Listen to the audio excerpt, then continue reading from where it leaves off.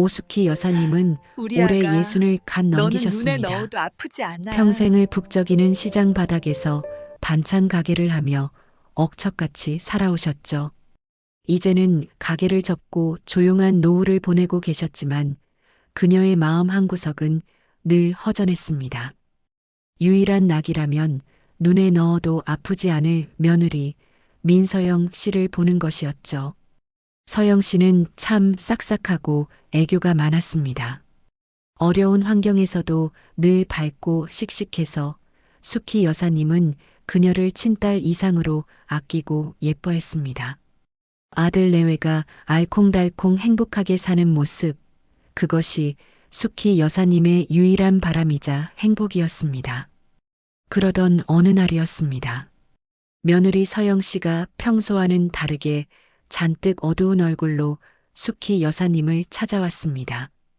그녀의 두 눈은 퉁퉁 부어 있었고 금방이라도 눈물이 쏟아질 듯 위태로워 보였죠. 어머님, 흐흑, 저, 어떡하면 좋아요. 서영 씨는 숙희 여사님의 손을 잡고 바닥에 주저앉아 아이처럼 서럽게 울기 시작했습니다. 숙희 여사님의 마음도 철렁 내려앉았죠.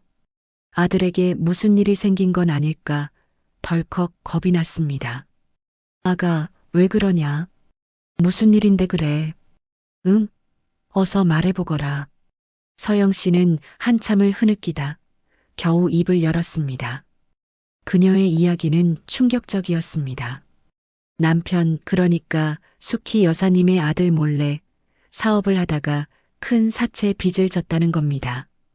이자가 눈덩이처럼 불어나 이제는 깡패들이 집까지 찾아와 협박을 한다는 것이었죠. 어머님, 이러다 저희 가정 다 깨지게 생겼어요. 그이가 알면 저 쫓겨날 거예요. 흐흑, 차라리 죽고 싶어요, 어머님. 며느리의 그 절절한 눈물 앞에 숙희 여사님의 마음은 갈기갈기 찢어졌습니다. 평생 시장에서 구르며 모은 돈, 자신의 노후 자금이자 마지막 남은 전부였습니다. 하지만 지금 눈앞에서 친딸 같은 며느리가 죽고 싶다며 울고 있었습니다. 아들의 가정이 깨질지도 모르는 위기 앞에서 돈이 문제일까요? 그녀는 잠시 망설였지만 결정은 오래 걸리지 않았습니다. 아가, 고개 들어보거라. 괜찮다. 괜찮아. 숙희 여사님은 낡은 장롱 가장 깊숙한 곳 겹겹이 싸둔 보자기를 풀었습니다. 그 안에는 5만 원권 지폐가 두툼하게 묶여 있었죠. 정확히 1억 원이었습니다. 그녀는 그 돈뭉치를 떨리는 며느리의 손에 꼭 쥐어주었습니다. 아들 몰래 주는 비밀스러운 돈이었습니다. 이걸로 빚부터 얼른 갚아라. 그리고 다시는 이런 일 없어야 한다. 알았지? 서영 씨는 숙희 여사님의 손을 잡고 뜨거운 눈물을 뚝뚝 흘렸습니다. 어머님, 어머님, 이 은혜. 제가 평생 잊지 않을게요. 정말 감사합니다. 며느리에게 거금 1억 원을 건넨 후로 오숙희 여사님의 마음은 가시방석이었습니다. 며느리가 빚은 잘 갚았을까? 혹시 아들이 눈치챈 건 아닐까? 노심초사 잠 못 이루는 밤이 이어졌죠.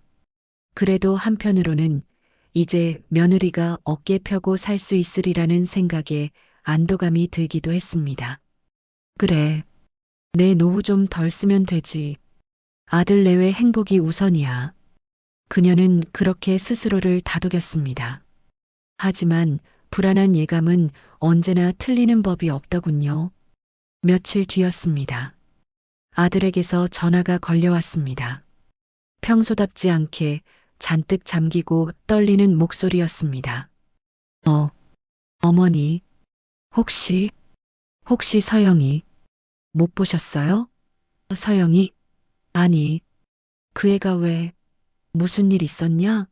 어제 저녁부터 연락이 안 돼요. 집에 쪽지 하나만 남겨놓고 사라졌어요. 아들의 목소리는 금방이라도 울음을 터뜨릴 듯 위태로웠습니다. 숙희 여사님의 심장이 쿵 하고 내려앉았죠. 설마, 설마 그 빚 때문에 나쁜 마음이라도 먹은 건 가출이라니. 그 애가 왜, 혹시, 너, 너랑 싸웠냐? 아니에요, 어머니. 저희 어제 아무 일 없었어요. 그런데 서영이가 미안하다는 쪽지만 남겨놓고 옷까지 몇 개만 챙겨서 사라졌어요. 어머니, 저, 저 어떡해요. 서영이 없으면 저 못 살아요. 흑, 수화기 너머로 아들의 절규 섞인 울음소리가 터져나왔습니다. 숙희 여사님도 덩달아 눈물이 났습니다. 그 착하고 여린 며느리가 오죽 힘들었으면 집을 나갔을까? 아들에게 빈 이야기를 하지 못한 것이 천추의 한으로 남았습니다. 그렇게 아들의 슬픔을 달래며 전화를 끊고 숙희 여사님은 며느리에 대한 걱정과 죄책감으로 멍하니 앉아 있었습니다. 바로 그때였죠. 똑똑. 누군가 현관문을 두드렸습니다. 우편 배달부였습니다. 오숙혜 씨? 여기 국제우편물 하나 왔습니다. 국제 우편이요? 내가 외국에서 받을 게 없는데. 그녀는 고개를 갸웃하며 낯선 외국 소인이 찍힌 얇은 서류 봉투를 받아들었습니다.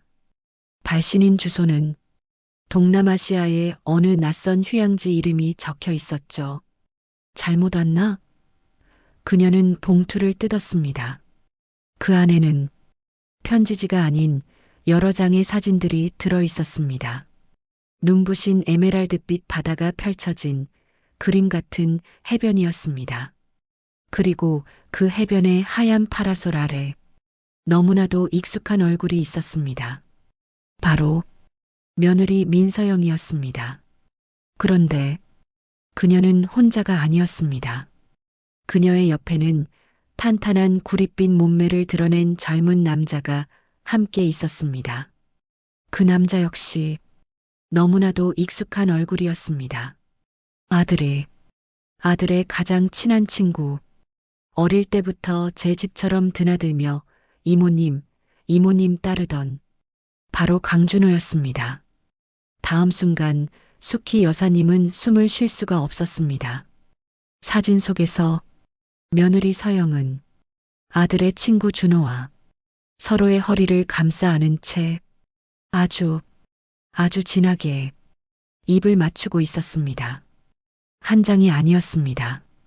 호텔 수영장에서, 고급 레스토랑에서 마치 세상에 두 사람만 존재하는 듯 행복에 겨워 웃고 있는 수십 장의 사진들이었습니다. 손이 부들부들 떨려 사진들이 바닥으로 후두둑 떨어졌습니다. 사진들 사이로 곱게 접힌 편지지 한 장이 팔랑이며 내려앉았죠. 숙희 여사님은 떨리는 손으로 그 편지를 집어들었습니다. 짧은 글귀였습니다. 하지만 그 내용은 그녀의 남은 심장마저 갈기갈기 찢어 놓았습니다.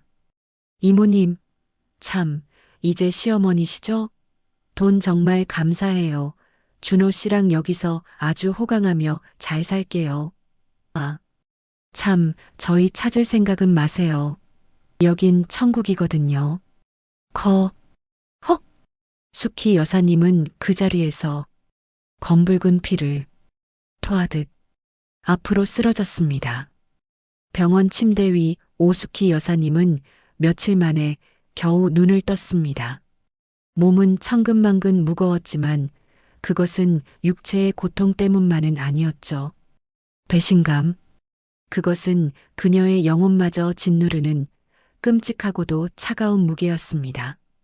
친딸처럼 아꼈던 며느리, 그리고 아들의 가장 친한 친구. 그 두 사람이 자신의 피 같은 돈을 들고 자신을 조롱하며 달아났습니다. 옆 침대에는 아들이 누워 있었습니다.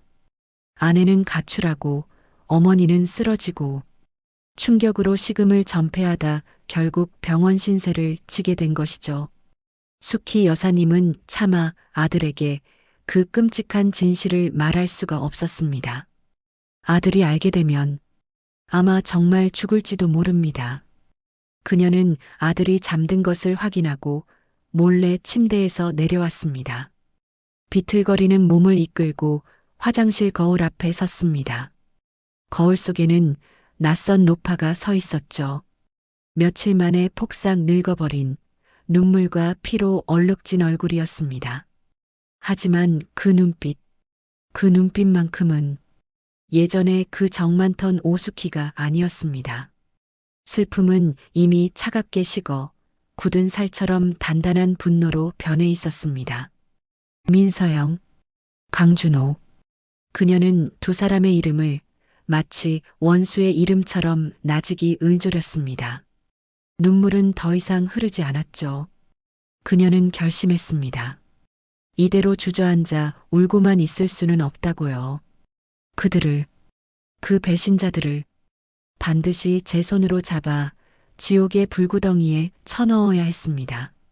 그녀는 아들에게는 아무 말도 하지 않았습니다. 퇴원 수속을 밟고 집으로 돌아온 그녀는 곧바로 남은 전 재산을 정리하기 시작했습니다. 평생을 바쳐 모은 반찬 가게 보증금, 작은 연립주택 전세금까지 모두 현금으로 바꿨습니다. 그리고 떨리는 손으로 난생 처음 비행기 표라는 것을 끊었죠. 왕복이 아니었습니다. 편도였습니다. 목적지는 며느리가 보낸 그 저주 같은 엽서에 적혀 있던 동남아시아의 낯선 휴양지 이름이었습니다. 어머니, 어디 가세요? 저 혼자 두고 어디 가세요? 아들이 뒤늦게 어머니의 계획을 눈치채고 매달렸지만 숙희 여사님은 돌아보지 않았습니다. 그녀는 아들의 눈물조차 이제는 믿을 수가 없었습니다. 그녀는 복수를 위해 말 그대로 지옥행 편도 비행기에 몸을 실었습니다. 낯선 땅에 도착한 그녀는 숨막히는 열기와 알아들을 수 없는 외국어 속에서 정신을 차릴 수가 없었습니다. 하지만 그녀는 두리번거리지 않았죠. 그녀의 눈은 오직 한 곳만을 향하고 있었습니다. 공항 출구에서 오숙희라고 서툰 한글로 적힌 팻말을 들고 있는 남루한 차림의 현지인 남자였습니다. 인터넷으로 미리 알아보고 고용한 사설 탐정이었습니다. 숙희 여사님은 말없이 그에게 다가가 품속에서 구겨진 사진 한 장을 꺼내 들었습니다. 며느리와 아들 친구가 환하게 웃으며 키스하던 바로 그 사진이었죠. 이것들 찾아주시오. 지옥 끝까지라도 찾아내야 하오. 탐정은 사진과 숙희 여사님의 얼굴을 번갈아 보더니 짧게 고개를 끄덕였습니다. 그의 눈빛이 어쩐지 모든 것을 이해한다는 듯 깊게 빛났습니다. 사설 탐정의 추적은 생각보다 빨랐습니다. 그 배신자 커플 민서영과 강준호는 멀리 도망가지 않았더군요. 그들은 오숙희 여사님의 피 같은 돈으로 바로 그 휴양지에서 가장 비싸고 화려한 초호화 풀빌라를 통째로 빌려 흥청망청 파티를 벌이고 있었습니다. 탐정은 그들이 오늘 밤에도 지인들을 불러 선상 파티를 연다는 정보를 알아냈죠. 숙희 여사님은 탐정과 함께 작은 어선을 빌려 타고 캄캄한 밤바다를 가로질렀습니다. 저 멀리 휘황찬란한 불빛과 시끄러운 음악 소리가 들려왔습니다. 거대한 요트였습니다. 그 위에서는 웃고 떠드는 소리, 샴페인 잔 부딪히는 소리가 밤바다를 가득 메웠죠. 숙희 여사님의 심장이 차갑게 식었습니다. 저 웃음소리, 저 향락, 그 모든 것이 자신의 등골을 빼먹은 대가였습니다. 탐정의 도움으로 그녀는 몰래 요트에 올라탔습니다. 화려한 파티복을 입은 사람들 틈을 비집고 그녀는 갑판 중앙으로 향했습니다. 그리고 그곳에서 세상에서 가장 행복한 표정으로 춤을 추고 있는 두 사람을 발견했습니다. 하얀색 미니드레스를 입고 샴페인 잔을 든 며느리 민서영, 그리고 검은색 턱시도를 입고 그녀의 허리를 감싸 안은 아들의 친구 강준호였습니다. 두 사람은 서로의 눈을 바라보며 금방이라도 입을 맞출 듯 달콤하게 웃고 있었죠. 민, 서, 영, 숙희 여사님의 갈라진 목소리가 시끄러운 음악 소리를 뚫고 두 사람에게 나라가 박혔습니다. 음악이 멎고 모든 사람의 시선이 가판 입구에 선 초라한 행색의 동양인 노파에게 쏠렸습니다. 서영과 준호는 잠시 놀란 듯 했지만 이내 아주 역겨운 미소를 지었습니다. 어머머, 이게 누구야? 우리 이모님 아니세요? 며느리 서영이 과장되게 놀라는 척하며 비웃음 가득한 목소리로 말했습니다. 어머님 여기까지 어떻게 오셨어요? 아이고 꼬리. 뱃멀미라도 하셨나? 비행기 값은 있으셨나 몰라. 너, 이 천하의 벼락 맞을 년. 당장 내 돈 내놔. 그리고 내 아들한테. 숙희 여사님이 분노로 몸을 떨며 소리쳤습니다.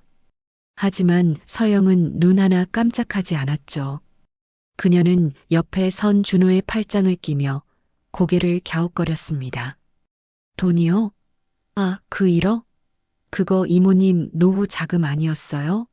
에이 설마. 저희 그냥 좋은 데 썼다고 생각하세요.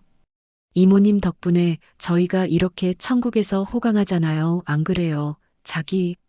자기라는 말에 준호가 서영의 이마에 쪽하고 입을 맞췄습니다.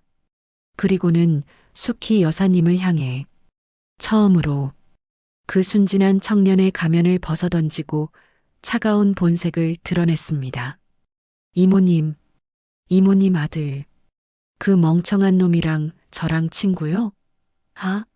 웃기지 마시죠. 뭐, 이모님 아들. 그냥 제 물주였어요, 물주. 그리고 서영이는 처음부터 형수님이 아니라 제 여자였습니다. 준호가 한 발짝 숙희 여사님을 향해 다가왔습니다. 그의 눈빛은 더 이상 순진한 청년의 눈빛이 아니었습니다. 그것은 먹잇감을 앞에 둔 뱀의 눈빛이었습니다. 아, 그리고 이모님 돈 덕분에 저희 계획이 아주 순조로웠죠. 그렇죠, 서영아? 요트 가판 위 모든 조롱과 비웃음이 쏟아지던 그 순간 오숙희 여사님은 그 자리에 얼어붙은 듯 했습니다. 처음부터 제 여자였습니다. 강준호의 그 마지막 한마디는 그녀의 심장에 박힌 마지막 비수였죠. 모든 것이 처음부터 완벽하게 짜인 사기극이었습니다. 며느리의 그 뜨거운 눈물도 아들 친구의 그 순진한 미소도 전부 연기였습니다. 파티는 다시 시작되었고 사람들은 언제 그랬냐는 듯 다시 웃고 떠들었습니다. 아무도 이 초라한 동양인 노파의 비극에는 관심이 없었죠. 그녀는 마치 투명 인간처럼 그 화려한 지옥 한가운데 홀로 버려졌습니다. 하하. 그녀의 입에서 터져나온 것은 울음이 아니었습니다. 텅 빈 헛웃음이었죠. 그녀는 비틀거리며 요트 난간으로 다가갔습니다. 캄캄한 밤바다가 그녀의 발밑에서 검은 아가리를 벌리고 있었죠. 이대로 뛰어내리면 이 지옥 같은 배신감도 처절한 비참함도 모두 끝낼 수 있을 것만 같았습니다. 하지만 그녀는 평생을 시장 바닥에서 굴렀던 오숙희였습니다. 그렇게 쉽게 무너질 수는 없었죠. 그녀는 밤바다에 비친 자신의 늙고 지친 얼굴을 보았습니다. 그리고 그 눈 속에서 아직 꺼지지 않은 불씨를 발견했습니다. 슬픔은 이미 재가 되어 날아갔고 그 자리에는 차갑고도 단단한 독만이 남아 있었습니다. 그래, 죽는 건 내가 아니야. 너희들이지. 그녀는 난간을 잡고 몸을 돌렸습니다. 그리고 파티를 즐기는 그 뱀 같은 년놈들을 향해 핏발선 눈으로 마지막 저주를 퍼붓듯 노려보았습니다. 다음 날 아침 수키 여사님은 허름한 호텔방 침대에서 눈을 떴습니다. 그녀를 그 지옥 같은 요트에서 데리고 나온 것은 그녀가 고용한 사설 탐정이었습니다. 탐정은 말없이 그녀에게 뜨거운 차 한 잔을 건넸죠. 찾으시는 돈 말입니다. 저것들이 이미 흥청망청 써버려서 아마 돌려받기는 힘들 겁니다. 이제 그만 한국으로 돌아가시는 게. 탐정의 조심스러운 위로에 수키 여사님은 고개를 저었습니다. 아니, 난 돈 찾으러 온 게 아니오. 저것들 지옥으로 끌고 가려고 왔소. 내 손으로. 반드시. 그녀의 눈빛이 어젯밤과는 완전히 달라져 있었습니다. 탐정은 그 도끼 서린 눈빛에서 이 싸움이 이제 시작이라는 것을 직감했습니다. 어쩌면 그는 돈 때문이 아니라 이 늙은 노모의 처절한 복수를 돕고 싶어졌는지도 모릅니다. 사실 저것들 여기서도 가만히 있지 않더군요. 탐정이 새로운 정보를 꺼내 놓았습니다. 민서영과 강준호는 수키 여사님에게서 빼앗은 1억 원을 종잣돈 삼아 이 휴양지에서 한국 부동산 투자를 미끼로 새로운 사기 행각을 벌이고 있다는 것이었습니다. 현지 교민들과 외국인 관광객들을 상대로 말이죠. 사기? 수키 여사님의 눈이 번뜩였습니다. 바로 그것이었습니다. 그녀의 복수를 완성할 열쇠였죠. 그 증거 잡을 수 있겠소? 쉽진 않겠지만 방법은 있습니다. 탐정은 자신이 가진 모든 정보망을 동원했습니다.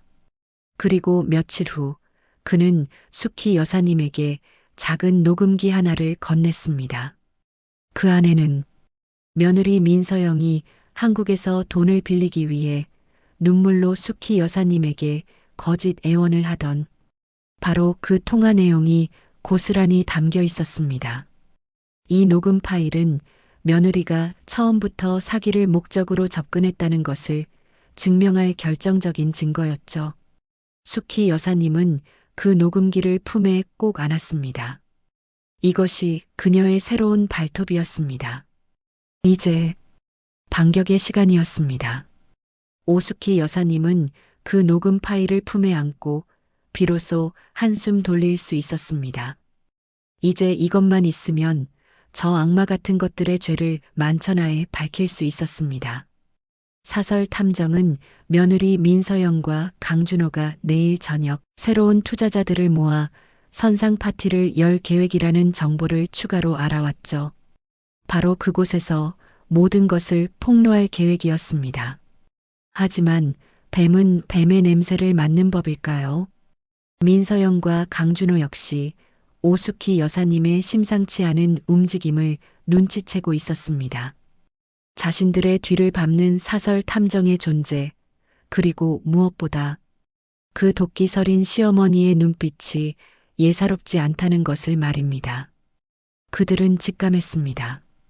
이대로 두었다가는 자신들의 완벽한 계획이 물거품이 될 수도 있다는 것을요. 그날 밤이었습니다. 수키 여사님은 내일의 결전을 위해 허름한 호텔 침대에 누워 잠을 청하고 있었죠.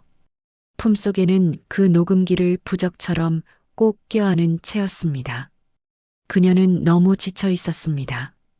며칠간의 추격전과 극심한 스트레스가 그녀의 늙은 몸을 갉아먹고 있었죠. 드르륵. 아주 희미한 소리였습니다. 누군가 아주 조심스럽게 그녀의 방문을 열고 들어오는 소리였습니다. 하지만 깊은 잠에 빠진 수키 여사님은 그 소리를 듣지 못했습니다. 어둠 속에서 검은 그림자 두 개가 그녀의 침대 곁으로 다가왔습니다.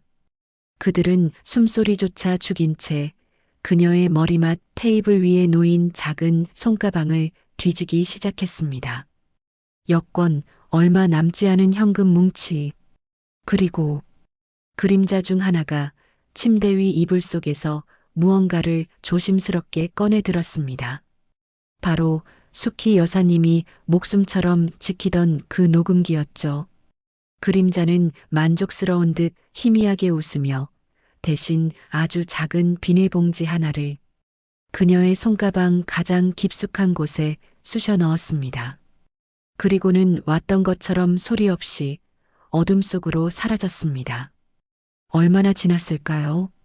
쾅, 쾅, 쾅. 호텔 방문이 부서져라 두드리는 거친 소리에 수키 여사님이 화들짝 놀라 잠에서 깨어났습니다.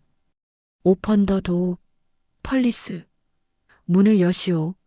경찰이다. 알아들을 수 없는 고함 소리와 함께 문이 거칠게 열리고 67명의 현지 경찰들이 방 안으로 들이닥쳤습니다. 그들은 총까지 겨누며 알아들을 수 없는 말로 그녀에게 소리쳤죠. 순식히 여사님은 이게 무슨 날벼락인가 싶어 잠옷 바람으로 어쩔 줄 몰라 했습니다. 경찰들은 다짜고짜 방 안을 뒤지기 시작했습니다. 서랍을 열고 침대 밑을 살피고 그리고 마침내 한 경찰관이 그녀의 작은 손가방을 집어들었습니다. 그는 가방 안을 뒤지더니 그 작은 비닐봉지를 꺼내 들고는 의기양양하게 외쳤죠. 봉지 안에는 하얀 가루가 가득 들어 있었습니다. 수키 여사님은 그제야 모든 것을 깨달았습니다. 함정이었습니다. 며느리와 아들 친구, 그 악마 같은 것들이 자신을 마약 소지범으로 몰아 이 낯선 땅의 감옥에 영원히 가둬버리려는 수작이었습니다. 아니요. 아니라고. 저건 내 것이 아니요. 함정이요. 함정. 그녀는 필사적으로 소리쳤지만 말이 통하지 않았습니다. 경찰들은 그녀의 팔을 거칠게 뒤로 꺾어 차가운 수갑을 채웠습니다. 그녀의 여권, 남은 돈, 그리고 녹음기마저 사라진 손가방까지 모든 것을 압수당했습니다. 그녀는 이제 빈털터리 신세에 마약 소지범이라는 끔찍한 누명까지 쓰게 된 것입니다. 그녀는 속수무책으로 경찰서 유치장으로 끌려갔습니다. 차갑고 눅눅한 시멘트 바닥, 지독한 악취, 알아들을 수 없는 욕설들. 그녀는 쇠창살에 얼굴을 묻고 절망했습니다. 이제 정말로 모든 것이 끝났다고 생각했습니다. 그때였습니다. 철창 너머 복도 끝에서 익숙한 또각거리는 구두 소리가 들려왔습니다. 그리고 어둠 속에서 천천히 모습을 드러낸 것은 바로 며느리 민서영이었습니다. 그녀는 마치 자선사업가라도 된 듯 아주 인자하고 슬픈 표정을 짓고 있었죠. 그녀는 철창 가까이 다가와 쭈그리고 앉아있는 수키 여사님을 아주 가엾다는 듯이 내려다보았습니다. 그리고는 뱀처럼 차갑고 나직한 목소리로 속삭였습니다. 어머님, 아니지, 이모님, 걱정 마세요. 제가 여기서 잘 모실게요. 평생, 아주 편안하게, 여기서 평생, 차가운 유치장 바닥. 오수키 여사님은 모든 것을 포기한 듯 웅크린 채 미동도 하지 않았습니다. 며느리의 그 악마 같은 속삭임, 여기서 평생. 그 말이 귓가를 떠나지 않았죠. 증거도, 돈도, 자유마저 빼앗긴 이 낯선 땅에서 그녀가 할 수 있는 것은 아무것도 없어 보였습니다. 그때였습니다. 철창 너머로 누군가 한국말로 말을 걸어왔습니다. 어머님, 괜찮으세요? 저는 여기 교도소에서 통역을 돕는 교민 교도관입니다. 수키 여사님이 천천히 고개를 들었습니다. 젊은 한국인 남자 교도관이 걱정스러운 눈으로 그녀를 바라보고 있었죠. 그녀의 눈에 아주 희미하지만 마지막 불씨가 다시 타오르기 시작했습니다. 네, 내 말 믿어줄 수 있겠소? 그녀는 떨리는 목소리로 지난 며칠간 겪었던 모든 일을 털어놓기 시작했습니다. 며느리의 배신, 아들 친구와의 공모, 1억 원의 행방, 그리고 마약 누명까지. 교도관은 처음에는 믿기 어렵다는 듯한 표정이었지만 그녀의 절박한 눈빛과 논리정연한 설명에 점점 빠져들었습니다. 그래서 그 녹음기만 찾으면 그년놈들의 죄를. 잠시만요, 어머님. 혹시 그 사설 탐정 연락처 기억하십니까? 수키 여사님은 탐정의 명함을 떠올렸습니다. 교도관은 즉시 탐정에게 연락했고 탐정 역시 오수키 여사님이 마약 누명으로 체포되었다는 소식에 이미 사건의 전말을 눈치채고 있었습니다. 찾았습니다. 그 녹음기. 탐정의 목소리는 흥분에 차 있었죠. 며느리 일당은 녹음기를 빼앗아 바다에 던져버렸지만 수키 여사님이 머물렀던 허름한 호텔방 쓰레기통에서 그녀가 혹시 몰라 숨겨두었던 두 번째 녹음기 복사본을 탐정이 극적으로 찾아낸 것입니다. 이제 모든 준비는 끝났습니다. 교도관과 탐정은 현지 경찰과 한국 대사관에 긴급 협조를 요청했습니다. 그리고 마침내 며느리 민서영과 강준호가 마지막 투자, 사기 계약을 마무리 짓는다는 초호화 요트 파티가 열리는 날 밤이 되었습니다. 수키 여사님은 교도관과 탐정의 도움으로 잠시 풀려날 수 있었습니다. 그녀는 더 이상 누추한 죄수복 차림이 아니었죠. 탐정이 미리 준비한 검은색 원피스를 단정하게 차려입었습니다. 그녀의 얼굴에는 도끼가 서려 있었지만 그 어느 때보다 맑고 강인해 보였습니다. 요란한 음악 소리와 웃음소리가 밤바다를 가득 메운 호화 요트. 민서영과 강준호는 투자자들에게 둘러싸여 샴페인을 터뜨리고 있었습니다. 그들의 사기극이 정점을 찍는 순간이었죠. 바로 그때였습니다. 요트 갑판으로 통하는 입구문이 활짝 열리고 오수키 여사님이 탐정과 함께 모습을 드러냈습니다. 파티의 모든 시선이 그녀에게 쏠렸죠. 며느리 민서영과 강준호의 얼굴은 경악으로 하얗게 질렸습니다. 저 할망구가 어떻게, 당신들 뭐야? 당장 저 여자 끌어내. 강준호가 보안 요원들에게 소리쳤지만 이미 늦었습니다. 오수키 여사님은 요트 중앙에 설치된 대형 스크린 앞으로 망설임 없이 걸어갔습니다. 그녀의 손에는 탐정이 되찾아준 그 두 번째 녹음기가 들려 있었죠.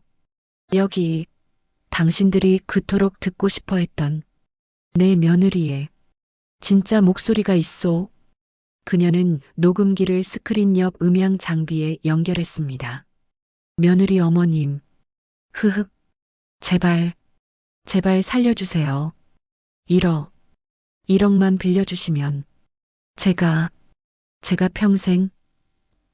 며느리가 눈물로 돈을 빌려달라 애원하던 그 처절한 목소리가 요란한 파티 음악을 뚫고 요트 전체에 울려 퍼졌습니다. 투자자들의 얼굴이 싸늘하게 굳어갔습니다. 그리고 이것은 이 사기꾼 년놈들이 당신들의 피 같은 돈을 어떻게 빼돌리고 있는지 보여주는 증거요. 수키 여사님은 탐정이 확보한 두 사람의 차명 계좌 내역과 사기 계약서들을 스크린에 차례로 띄웠습니다. 사기라니. 아니야. 저 할망구가 지금 쇼를 하는 거야. 민서영이 발악하며 스크린을 가리려 했지만 이미 모든 것은 만천하에 폭로된 후였습니다. 투자자들의 분노 섞인 고함 소리가 터져나왔고 요트 위는 순식간에 아수라장이 되었습니다. 민서영과 강준호는 사람들을 밀치며 도망치려 했죠. 하지만 그들의 도주로는 이미 막혀 있었습니다.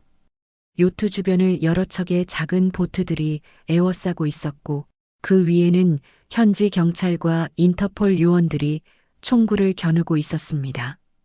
꼼짝 마라. 사기 및 외화 밀반출 혐의로 체포한다. 요란했던 파티는 끝났습니다. 화려했던 요트 위에는 부서진 샴페인 잔과 흩어진 서류들만이 남아 지난밤의 아수라장을 말해주고 있었죠. 며느리 민서영과 아들의 친구 강준호. 그들은 현지 경찰과 인터폴 요원들의 손에 이끌려 차가운 쇠창살 안으로 사라졌습니다. 사기, 외화 밀반출, 불법 체류교사. 그들이 저지른 죄는 꼬리에 꼬리를 물고 이어졌죠. 아마 두 사람은 아주 오랫동안 낯선 땅의 감옥에서 죗값을 치르게 될 것입니다. 오수키 여사님은 그 모든 광경을 텅 빈 눈으로 지켜보았습니다. 통쾌함, 복수의 기쁨, 그런 감정은 조금도 느껴지지 않았습니다. 그저 지독한 허무함만이 그녀의 텅 빈 가슴을 휘감을 뿐이었죠. 사설 탐정이 그녀에게 다가와 작은 봉투 하나를 내밀었습니다. 두 사람이 미처 빼돌리지 못한 수키 여사님의 돈 일부였습니다. 하지만 그 액수는 그녀가 잃어버린 1억 원에 비하면 턱없이 부족한 그저 푼돈에 불과했죠. 다 끝났습니다, 할머니. 이제 한국으로 돌아가셔야죠. 수키 여사님은 탐정의 말에 아무 대답도 하지 않았습니다. 그녀는 텅 빈 주머니로 이 지옥 같던 휴양지를 떠나 한국행 비행기에 몸을 실었습니다. 10시간 남짓의 비행 동안 그녀는 창밖의 검은 하늘만 바라보았습니다. 모든 것을 잃었습니다. 평생 모은 돈, 믿었던 며느리, 그리고 어쩌면 아들의 남은 인생까지도요. 비행기가 인천공항에 도착했습니다. 며칠 만에 돌아온 고국이었지만 아무것도 반갑지가 않았죠. 그녀는 텅 빈 손가방 하나만 든 채 힘없이 출국장을 향해 걸었습니다. 바로 그때였습니다. 출국장 유리문 너머로 익숙한 얼굴이 보였습니다. 초췌하고 헬쑥해진 그녀의 아들이었습니다. 아들은 어머니가 돌아온다는 소식을 어떻게 들었는지 며칠 밤을 샌 사람처럼 퀭한 눈으로 그녀를 기다리고 있었죠. 아들은 유리문 너머의 어머니를 발견하자마자 와락 달려와 그녀의 팔을 붙잡았습니다. 어머니, 어머니, 이게 어떻게 된 일이에요? 서영이가, 준호 그 자식이랑, 어머니 저는 정말 몰랐어요. 어머니, 아들은 오열하며 어머니에게 매달렸습니다. 하지만 수키 여사님은 아들의 그 눈물을 가만히, 아주 가만히 들여다볼 뿐이었습니다. 저 눈물은 진실일까요? 아니면 또 다른 거짓일까요? 이제 그녀는 아무것도 믿을 수가 없었습니다. 그녀는 아들의 손을 뿌리치지 않았습니다. 그저 아무 말 없이 아들의 팔을 잡고 있던 자신의 손을 아주 천천히 스르르 놓았습니다. 그리고는 아들을 지나쳐 공항 게이트 앞 인파 속으로 말없이 걸어나갔습니다. 그녀의 등 뒤로 아들의 절규 섞인 울음소리가 희미하게 따라붙었지만 그녀는 단 한 번도 뒤돌아보지 않았습니다. 모든 것을 잃은 빈손이었지만 그녀의 굽었던 허리는 이상하게도 꼿꼿했습니다. 그녀의 눈빛은 돈을 잃고 자식에게 배신당한 늙은 노파의 눈빛이 아니었습니다. 그것은 모든 환상에서 깨어나 비로소 자신의 두 발로 홀로 세상을 마주선 한 인간의 차갑고도 단단한 눈빛이었습니다. 재미있으셨다면 구독과 좋아요 부탁드립니다.